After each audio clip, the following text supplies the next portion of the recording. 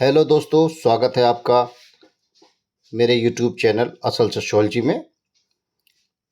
और उम्मीद करता हूं कि आप सब लोग स्वस्थ और मस्त होंगे। तो आइए इसी उम्मीद के साथ शुरू करते हैं आज का नया वीडियो, जिसका टॉपिक है सामाजिक स्थिरीकरण। इसको जो है सोशल स्ट्रेटिफिकेशन भी कहते हैं। तो आइए देखते हैं इसके अंदर क्या क्या है। तो सबसे पहले हम सामाजिक स्थिरीकरण का या स्थिरीकरण का अर्थ देखेंगे। तो इसमें क्या है, सामाजिक स्थिरीकरण समाजशास्त्र की एक महत्वपूर्ण अवधारणा है। स्थिरीकरण शब्द समाजशास्त्र में भूगर्भशास्त्र से 1940 के दशक में आया। तो इसमें जो है ये भूगर्भशास्त्र से जो है स्थिरीकरण शब्द का जो है सबसे पहले 1940 में इसको लिया गया। जिस प्रकार मिट्टी की परतें होती हैं उसी प्रकार समाज भी कई स्तरों में बटा होता है। इस प्रकार समाज के समूह एवं सदस्यों के विभिन्न स्तर अर्थात प्रत्येक समाज में परिस्थितियां पाई जाती हैं। कुल मिलाकर कहने का तात्पर्य यह है कि जो स्त्रीकरण जो है वो जो है समाज में पाई जाने वाले स्तर हैं, है ना। स्तर का मतलब यानी कि समाज में उच्चता निम्नता का जो स्तर समाज में पाया जाता है उसी को जो है स्त्रीकरण या सामाजिक स्त्रीकरण कहा जाता है।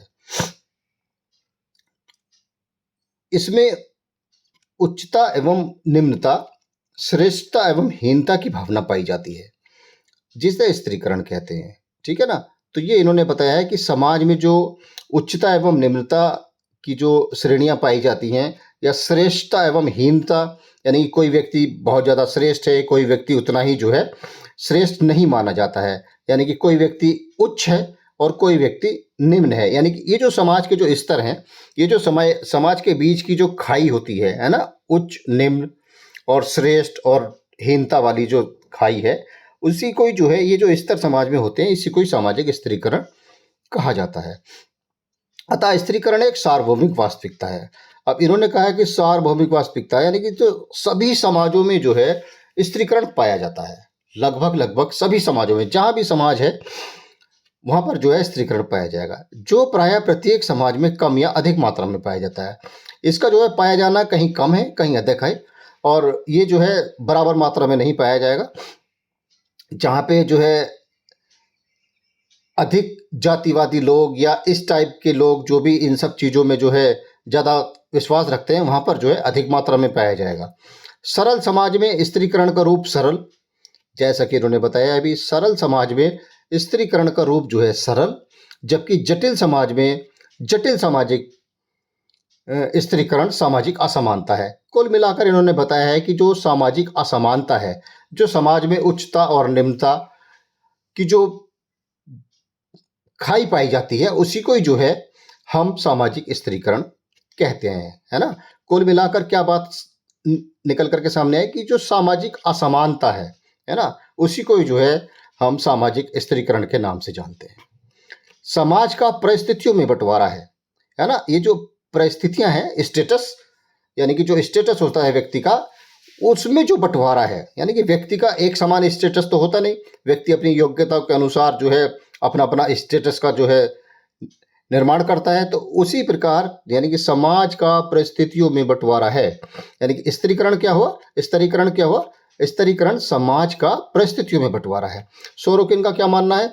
सोरोकिन का कहना है कि स्तर विहीन समाज, सोरोकिन साहब कहते हैं कि स्तर विहीन समाज यानी कि जहां स्तर नहीं पाए जाते हैं, यानी कि जहां जो है स्तर नहीं पाए जाएंगे, सिर्फ कल्पना की बात है। यानी कि सोरोकिन कहते हैं कि स्तर विहीन समाज सिर्फ कल्पना की बात है, यानी कि कोई भी समाज इस प्रकार का नहीं है जहां स्तर विहीन हो या जो जहां स्तर ना पाए जाते हों।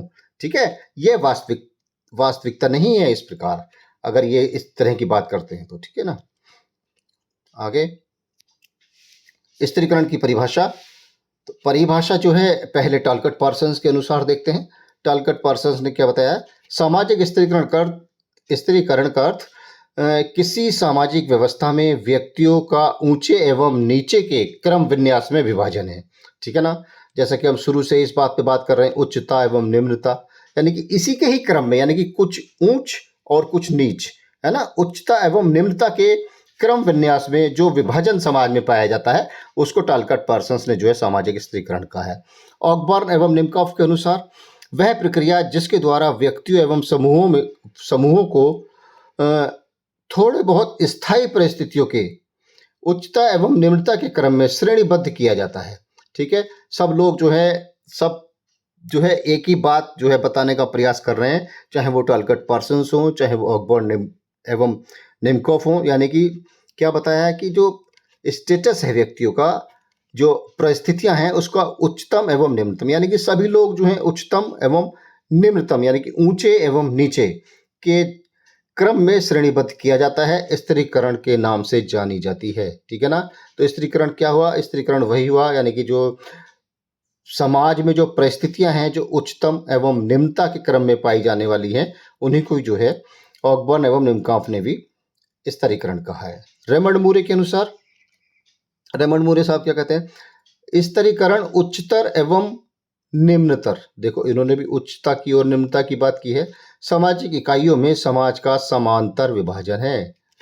ठीक है ना, तो ये भी जो है इस प्रकार का समांतर विभाजन है जहां पर या जिस समाज में उच्चता एवं निम्नता पाई जाती है। ठीक है, अब जो है हम देखते हैं कि सामाजिक स्त्रीकरण की विशेषताएं क्या हैं। तो सामाजिक स्त्रीकरण की विशेषताएं देखते हैं। सामाजिक स्त्रीकरण समाज की एक स्वाभाविक प्रक्रिया है जो प्रायः हर समाज में पाई जाती है। इसमें बहुत ज़्यादा कुछ ऐसा समझने का है ही नहीं, यानी कि सामाजिक स्त्रीकरण समाज की एक स्वाभाविक प्रक्रिया है जो प्रायः हर समाज में पाई जाती है। यानी कि कुल मिलाकर कहने का तात्पर्य है कि प्रत्येक समाज में सामाजिक स्त्रीकरण पाया जाता है, स्वाभाविक रूप से पाया जाता है। अगला क्या है? सामाजिक स्त्रीकरण में व्यक्तियों को उनकी योग्यता में कार्य के मुताबिक अलग अलग स्तरों से स्त्रीकृत कर दिया जाता है। यानी कि व्यक्ति को योग्यता के अनुसार, ठीक है, जैसी व्यक्ति में योग्यता है उनको जो है उसी के अनुसार अलग अलग स्तरों में स्त्रीकृत कर दिया जाता है, जिससे समाज की सामाजिक व्यवस्था बनी रहे। तो स्त्रीकरण से जो है इन्होंने एक बात बताने का प्रयास किया है कि ये इससे जो है सामाजिक व्यवस्था भी जो है बनी रहती है। अगर हम बात करें कि अगर व्यक्ति जिस योग्य है, अगर उसको उसकी योग्यता के अनुसार कोई काम नहीं मिलता है तो ये भी उसके लिए जो है दिक्कत वाली बात है। अगर योग्यता के अनुसार व्यक्ति को कार्य मिल जाएगा तो जो है वो उसके लिए बिल्कुल ठीक होगा। तो अगर योग्यता के अनुसार काम मिलता है तो ये भी जो है समाज में, अगर कोई व्यक्ति कम पढ़ा लिखा है तो उसको उसी हिसाब से काम मिलेगा, अगर कोई व्यक्ति ज़्यादा पढ़ा लिखा है तो उसको जो है उसके हिसाब से काम मिलेगा। तो यहाँ पे भी जो है निम्नता और उच्चता की जो है चीज़ यहाँ पे सामने आएगी। अगर कोई व्यक्ति अधिक पढ़ा हुआ है तो वो जो है ऊंचा दर्जा प्राप्त करता है समाज में, और अगर कोई व्यक्ति कम पढ़ा हुआ है तो उसको जो है समाज में निम्न दर्जा प्राप्त होता है। तो यहाँ पे भी जो है उच्चता एवं निम्नता की बात आ गई। तो यही जो है स्त्रीकरण है, समाज में उच्चता एवं निम्नता। अगला देखते हैं, अगली क्या विशेषता है? सामाजिक स्त्रीकरण का मूल कारण सामाजिक विभेदीकरण है। यानी कि विभेदीकरण है, विभेदीकरण ही है जिससे समाज में लोगों में सामाजिक विभिन्नता उत्पन्न करते हुए उन्हें अलग अलग भागों में स्त्रीकृत किया जाता है। ठीक है, यानी कि इससे विभेदीकरण की प्रक्रिया उत्पन्न होती है, यानी कि विभेद होते हैं, उच्चता निम्नता, तो ये सब चलता रहता है। अगला क्या है? सामाजिक स्त्रीकरण एक प्रक्रिया है जो समाज में निरंतर गति से चलती रहती है। व्यक्ति के जैसे जैसे कार्य एवं योग्यताएं बदलती व विकसित होती जाती हैं, उन्हें उन्हीं रूप में स्त्रीकृत कर दिया जाता है। ठीक है, उदाहरण के लिए एक विद्यार्थी प्रोफेसर के रूप में भी स्त्रीकृत हो सकता है अगर उसमें वह योग्यताएं आ जाती हैं तो। ठीक है ना, अगर कोई विद्यार्थी है, अगर वो प्रोफेसर बन गया तो प्रोफेसर कब बनेगा? अगर वो प्रोफेसर की योग्यताएं रखता है ना, तो वो जो है प्रोफेसर बन जाएगा और वो समाज में जो है वो स्त्रीकृत हो जाएगा। समाज में जो उसका जो स्तर है वो बदल जाएगा, विद्यार्थी से वो प्रोफेसर बन जाएगा। तो उसको जो है फिर उसी नज़रिए से समाज देखेगा। विद्यार्थी नहीं रहा वो, अब वो प्रोफेसर बन गया है। तो समाज में ये भी जो है स्त्रीकृत का ही जो है भाग है, वो समाज में स्त्रीकरण का एक प्रकार से है ये। तो अगली क्या विशेषता है? सामाजिक स्त्रीकरण में समाज में विभिन्न श्रेणियों का विकास होता है। अब सामाजिक स्त्रीकरण जो है विभिन्न श्रेणियों का विकास होता है इसमें, जिन्हें सामाजिक स्त्री जिन्हें सामाजिक स्वीकृति प्राप्त होती है, ठीक है, तथा जो अपेक्षाकृत स्थायी होती हैं। अब इन्होंने बताने का प्रयास किया स्त्रीकरण में समाज में विभिन्न श्रेणियों का विकास होता है जिन्हें सामाजिक स्वीकृति प्राप्त होती है। यानी कि जितनी भी श्रेणियां समाज में बनेंगी वो जो है समाज द्वारा मान्यता प्राप्त होंगी, है ना, समाज की उन्हें स्वीकृति होती है। अगला क्या है? सामाजिक स्त्रीकरण समाज का विभिन्न इकाइयों में विभक्तिकरण है, जिससे समस्त इकाइयां उच्चतर एवं निम्नतर के क्रम में व्यवस्थित हो जाती हैं, जिनमें एक निश्चित क्रम पाया जाता है। ठीक है, इस पे भी बहुत ज्यादा कोई नई बात नहीं है। अगला क्या है? अगला इन्होंने बताया है कि लास्ट है सामाजिक स्त्रीकरण दो भिन्न भिन्न वर्गों में भेद है, परंतु एक वर्ग के लोगों में एक सामूहिक चेतना पाई जाती है, जिसको वर्ग चेतना कहते हैं। ठीक है ना? तो इन्होंने जो है यहाँ पर वर्ग चेतना की बात की है। तो वर्ग चेतना जो है इसको अंग्रेजी में क्लास कॉन्शियसनेस कहते हैं, यानी कि अपने वर्गों के प्रति सचेत रहना और अपने वर्गों के प्रति जागरूक रहने को जो है हम वर्ग चेतना कह सकते हैं। ठीक है, आगे देखते हैं क्या है। सामाजिक स्त्रीकरण के स्वरूप के बारे में जो है बताने का प्रयास किया गया है आगे। तो इसमें जो है सॉरी, बोटोमोर ने मानव इतिहास में प्रचलित सामाजिक स्त्रीकरण के 4 प्रमुख स्वरूपों का जो है उल्लेख किया है। बोटोमोर ने जो है 4 प्रकार के सामाजिक स्वरूप जो है बताए हैं। तो सबसे पहला जो है वो है दास प्रथा, दूसरा है जागीर प्रथा, तीसरा है जाति प्रथा और चौथा है वर्ग व्यवस्था। ठीक है, तो इन चारों को हम जो है क्रम से आगे सीरियल वाइज समझने का और जानने का प्रयास करते हैं कि ये क्या क्या है। आइए, तो पहला है दास प्रथा, इसको स्लेवरी कहते हैं अंग्रेजी में, है ना, स्लेवरी यानी कि दास प्रथा। तो इसमें क्या है, मानव इतिहास में दास प्रथा भी महत्वपूर्ण सामाजिक व्यवस्था का स्वरूप रहा है। ठीक है ना, यानी कि जो दास प्रथा है वो इतिहास में जो है विराजमान रही है। प्रारंभ या आदिकाल से ही जो है दास प्रथा जो है समाज में विराजमान थी। यह असमानता के चरम रूप का प्रतिनिधित्व करती है। यानी कि जो दास प्रथा है वो समाज में जो है असमानता, यानी कि जो असमानता है उसके एकदम चरम रूप का प्रतिनिधित्व करती है। यानी कि एकदम से टॉप मोस्ट जो वो होती है उसको जो है इन्होंने कहा है कि अगर दास प्रथा समाज में पाई जाएगी तो वो एकदम से समाज में चरम रूप का प्रतिनिधित्व करेगी, उससे ज़्यादा और कुछ हो ही नहीं सकता है। जिसमें व्यक्तियों के कुछ समूह पूर्ण रूप से अधिकारों से वंचित रहते हैं। आ रही बात समझ में? अगर कोई व्यक्ति दास है तो उसमें जो है व्यक्तियों के कुछ समूह पूर्ण रूप से अधिकारों से वंचित रहते हैं। ठीक है ना? अगर दास प्रथा में जो एक समूह है, एक जो विशेष समूह है जिसको कि हमने दास कहा है, तो वो जो है उसके अधिकार उसको जो है पूर्ण रूप से नहीं मिल पाते हैं।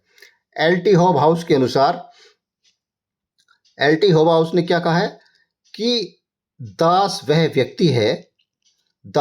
व्यक्ति है जिसे कानून और परंपरा दोनों दूसरे की संपत्ति मानते हैं। ठीक है ना? और कुछ विशिष्ट स्थिति में वह पूर्ण अधिकार विहीन होता है। कुल मिलाकर कहें कि दास के कोई अधिकार नहीं होते हैं। दास को जो है कुछ भी कहने का या कुछ भी सुनने का कोई अधिकार नहीं होता है, कुछ भी करने का अपने मन से कोई अधिकार नहीं होता है। दास मीन्स टोटली दास। जो उसका मालिक उसको कहेगा केवल जो है उसको वही काम करना है, तथा कुछ स्थितियों में उसकी रक्षा ठीक उसी प्रकार से की जाती है जैसे एक बैल या गधे की। अब देखो ये किताब में लिखा था तो हमें भी जो है इस चीज को जो है डालना पड़ा कि एक जो दास की जो कंपेयर की गई है, दास की जो तुलना की गई है वो एक बैल या गधे से की गई है। यानी कि जो एक दास की हालत किस प्रकार की होती है, जिस प्रकार से एक बैल या एक गधे की हालत होती है, उसी प्रकार से जो है एक दास की हालत होती है। आप समझ सकते हैं आप कि दास प्रथा में या जिस जिस समय दास समाज जो है पाया जाता होगा, उस समय जो है व्यक्तियों की, पुरुषों की, महिलाओं की स्थिति कितनी बदतर रही होगी। तो इस प्रकार दास प्रथा असमानता की काल्पनिक स्थिति है।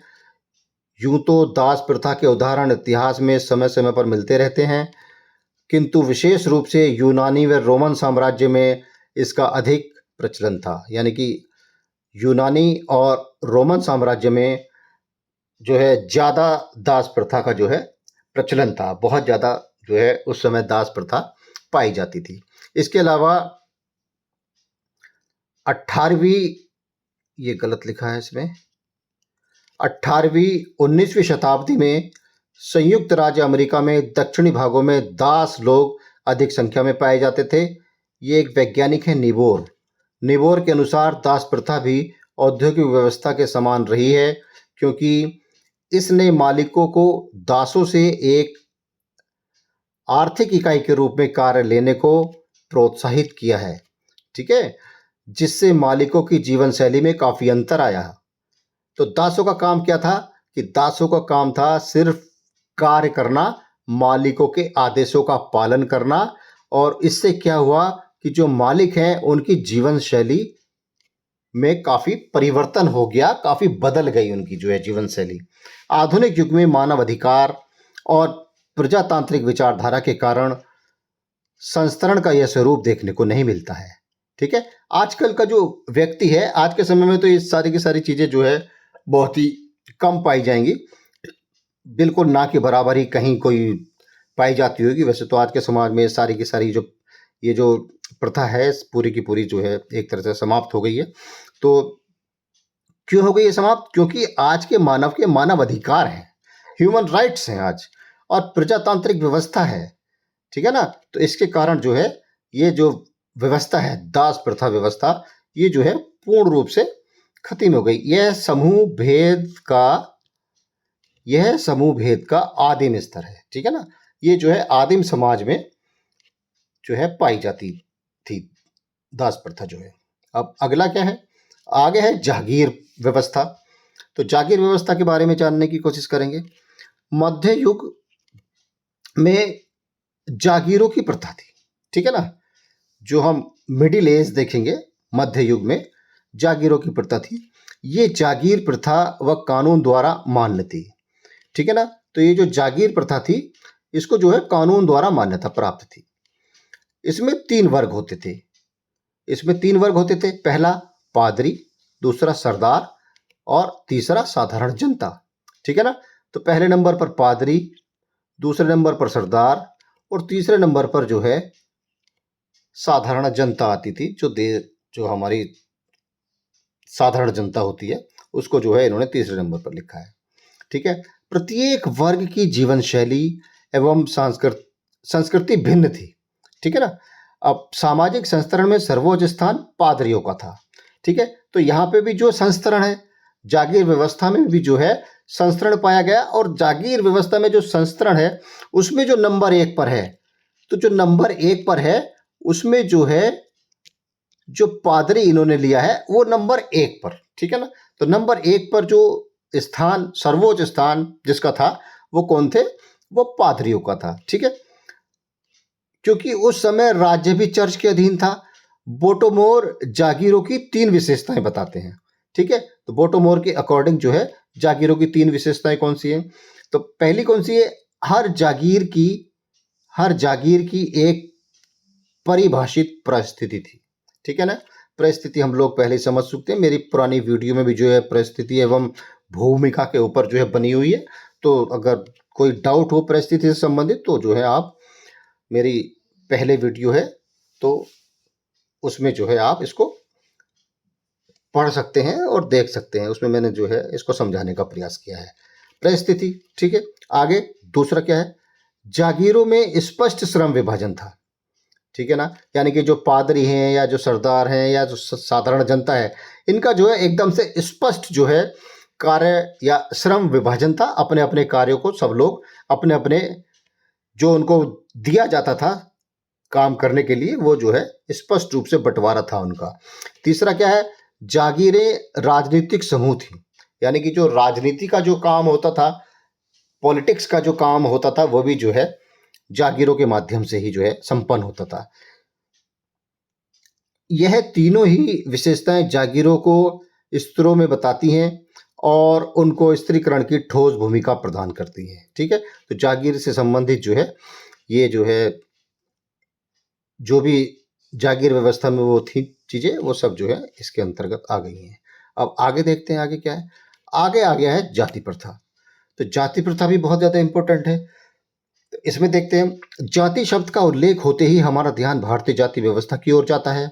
ठीक है, इसका कारण यह नहीं है कि यह केवल भारत में ही विद्यमान है, वरन इसका कारण यह है कि भारत में जाति व्यवस्था की पराकाष्ठा है।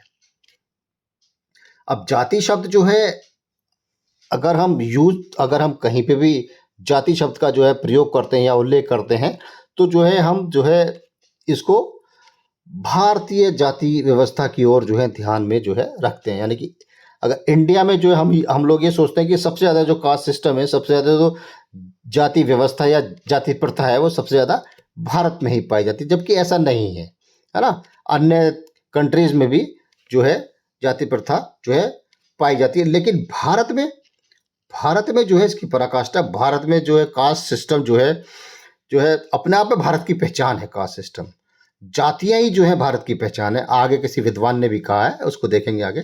कौनिन ने लिखा है, कौनिन ने क्या लिखा है, जाति की प्रतिष्ठित भूमि भारत है। देखो ये आ गया, जाति की प्रतिष्ठित भूमि भारत है। कौनिन साहब कह रहे हैं, कौनिन साहब ने क्या कहा कि जाति की प्रतिष्ठित भूमि भारत, यानी कि भारत में जो है जातियां सबसे ज्यादा और सबसे जो है जाति प्रथा भी जो है भारत में सर्वोपरि जो है पाई जाती है। यानी उन्होंने कहा कि जातियों की भूमि भारत है। तो कौनिन साहब बता रहे हैं इस चीज को। आगे देखते हैं, जाति भारतीय सामाजिक व्यवस्था में पाई जाने वाली संस्करण का एक अनुपम स्वरूप है। ठीक है, इसका अध्ययन अनेक विद्वानों द्वारा किया गया। A.R. वाडिया का मत है कि जाति शब्द अंग्रेजी भाषा के कास्ट का हिंदी अनुवाद है। यानी कि अंग्रेजी में इसको कास्ट कहते हैं, जिसका हिंदी अनुवाद जाति है ना। कास्ट की उत्पत्ति पुर्तगाली भाषा की कास्टा शब्द से हुई है। ये पढ़ा होगा तुमने, अगर कास्ट के बारे में अगर पढ़ा होगा बच्चों, तो उसमें जो है जो कास्ट की उत्पत्ति है वो कास्टा से हुई है, CASTA, कास्टा से जो है कास्ट की उत्पत्ति हुई है, जिसका अर्थ यानी कि कास्टा का जो अर्थ है वो होता है मत, विभेद या जाति। यानी कि मत, विभेद या जाति से जो है लिया जाता है। जाति शब्द की उत्पत्ति का पता सन 1965 में, यानी कि ऐसा बताया जाता है कि जो जाति शब्द की उत्पत्ति है वो सन 1965 में ग्रेसिया डी ओरेटा नामक विद्वान ने लगाया। इसके बाद फ्रांस के अब्बे डुबाय ने इसका प्रयोग प्रजाति के संदर्भ में किया। अब्बे डुबाय ने जो है सबसे पहले इसका प्रयोग प्रजाति के संबंध में किया। अब बच्चों का कास्ट सिस्टम की बात करें तो कास्ट सिस्टम अपने आप में जो है एक पूरे का पूरा चैप्टर है, और उसके लिए जो है अलग से अगर हम चाहेंगे तो उसकी भी जो है उसकी पढ़ाई जो है अलग से किसी दिन कर लेंगे।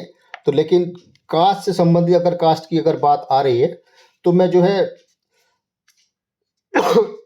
एक आध दो बात है जो इम्पोर्टेंट है वो मैं आपको बताने की कोशिश करता हूं कि जो कास्ट है, कास्ट से संबंधित जो है डॉक्टर GS घुरिये ने, जो उनकी एक बहुत इंपॉर्टेंट किताब है कास्ट, क्लास एंड ऑक्यूपेशन, ठीक है ना, कास्ट, क्लास एंड ऑक्यूपेशन, ये जो है उन्होंने दी है GS घुरिये साहब की। कास्ट के ऊपर जो किताब है कास्ट, क्लास एंड ऑक्यूपेशन, ये बहुत ज़्यादा इंपॉर्टेंट किताब है, और इसमें जो है GS घुरिये ने जाति की जो है 6 विशेषताओं का उल्लेख किया है। मैंने इसमें जो है स्लाइड में किसी में भी ये मैंने 6 विशेषता नहीं लिखी हैं। अगर इस तरह की कोई बात अगर होती तो वो कास्ट का ही जो है ये पूरी की पूरी जो क्या है, ये पूरी की पूरी वीडियो ही कास्ट पर बन जाती है ना। फिर हम जीएस घुरिये के बारे में बताते, जीएस घुरिये की 6 विशेषताओं का वर्णन करते।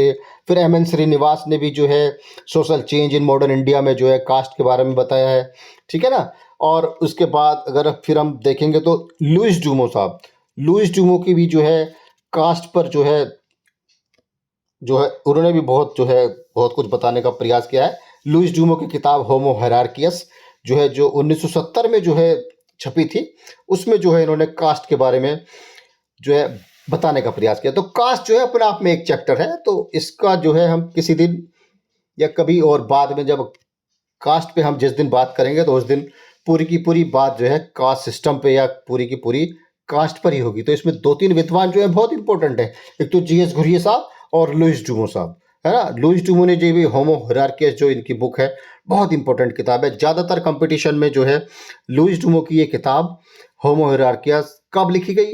1970 में लिखी गई। किसने लिखी? लुइस डूमो ने लिखी। क्या नाम है इनकी किताब का? होमो हायरार्कियस। तो ये 2-3 चीज़ें जो हैं लुइस डूमो की इंपॉर्टेंट है, तो ये ज़्यादातर कंपटीशन में पूछी जाती है। तो कास्ट पर किसी दिन हम बाद में चर्चा कर लेंगे, ठीक है। अब हम देखते हैं वर्ग व्यवस्था। तो वर्ग व्यवस्था क्या है? वर्ग भी सामाजिक स्त्रीकरण का एक सार्वभौमिक स्वरूप है, ठीक है। बिना वर्गों के सामाजिक स्त्रीकरण मतलब उसकी कल्पना ही नहीं की जा सकती है। अगर वर्ग नहीं होंगे समाज में तो स्त्रीकरण नहीं होगा, ठीक है कि नहीं। विश्व में कोई भी ऐसा समाज नहीं है जहां वर्ग ना पाया जाता हो। देखो ये बता रहे हैं, विश्व में ऐसा कोई भी समाज नहीं है जहां वर्ग ना पाया जाता, यानी कि प्रत्येक समाज में ही वर्ग पाए जाते हैं। वर्तमान समाज में वर्ग स्त्रीकरण का प्रमुख स्वरूप हो गया है ना। यानी कि वर्ग के द्वारा ही सामाजिक स्त्रीकरण या स्त्रीकरण का निर्माण होता है। अगर वर्ग नहीं है तो स्त्रीकरण की कल्पना नहीं की जा सकती है। मार्क्स व्यक्ति को सामाजिक प्राणी के स्थान पर वर्ग प्राणी कहना अधिक उपयुक्त मानते हैं। अब मार्क्स ने भी देखो कहा है, मार्क्स ने कहा है ना कि व्यक्ति सामाजिक प्राणी नहीं, वो जो है वर्ग प्राणी है, मार्क्स कहते हैं व्यक्ति को, ठीक है ना। तो वर्ग के बिना जो है स्त्रीकरण का होना, ये हम कह चुके हैं पहले भी और फिर से कह रहे हैं कि ये जो है नामुमकिन सा ही है, ठीक है। वर्ग भी समाज में आदिकाल से प्रचलित रहा है। आयु, लिंग, शिक्षा, आय आदि के आधार पर वर्ग बनते हैं, ठीक है ना। आयु के आधार पर, यानी कि फिर लिंग के आधार पर स्त्रीलिंग पुल्लिंग, इसके आधार पर शिक्षा के आधार पर वर्ग बन जाएंगे। कोई हाईली क्वालिफाइड है, कोई हाईली क्वालिफाइड नहीं है। आय के आधार पर वर्ग बन जाएगा कि तुम्हारे पास ज़्यादा पैसा है, तुम जो है अमीर हो गए, मेरे पास कम पैसा है तो मैं गरीब हूँ। तो आय के आधार पर भी जो है वर्ग बन जाते हैं, अमीर वर्ग, गरीब वर्ग, मध्यम वर्ग। तो ये जो है आय का खेल है पूरे का पूरा। वर्ग की एक प्रमुख विशेषता है कि इसके निर्माण का आधार जन्म ना होकर अन्य आधार हैं, ठीक है ना। तो जो वर्ग का निर्माण होता है वो जन्म से नहीं होता। जन्म का आधार तो केवल जाति है। जाति जो है व्यक्ति को जन्म से मिलेगी। जब तक व्यक्ति जीवन भर, जब तक व्यक्ति जो है जीवित रहेगा, जीवन पर्यंत जो है उसकी जाति उसका साथ नहीं छोड़ती है। लेकिन वर्ग जो है जन्म पर आधारित नहीं होता है। वर्ग का आधार जन्म नहीं है ना। तो वर्गों को जो है हम परिवर्तित कर सकते हैं। आज अगर हम गरीब वर्ग में हैं तो कल को अगर हम मेहनत करेंगे तो कल को हम जो है अमीर वर्ग में जो है पहुंच सकते हैं, अमीर बन सकते हैं। तो वर्गों का जो निर्धारण है वो जन्म नहीं है बच्चों, ठीक है ना। जन्म के आधार पर वर्गों का निर्धारण नहीं होता। उनका जो आधार है वो अन्य है, ठीक है। इसका एक आधार मेहनत हो सकती है। मेहनत के आधार पर हम जो है अलग वर्ग का निर्माण कर सकते हैं, ठीक है। तो यहां पर जो है हमारी बात जो भी थी वो सामाजिक स्तरीकरण से संबंधित वो समाप्त होती है। उम्मीद करता हूं कि आपको जो है वीडियो पसंद आया होगा। Thank you for watching. और वीडियो पसंद आए तो बच्चों जो है इसको प्लीज़ शेयर करना, लाइक करना और जो है सब्सक्राइब करना। Thanks a lot.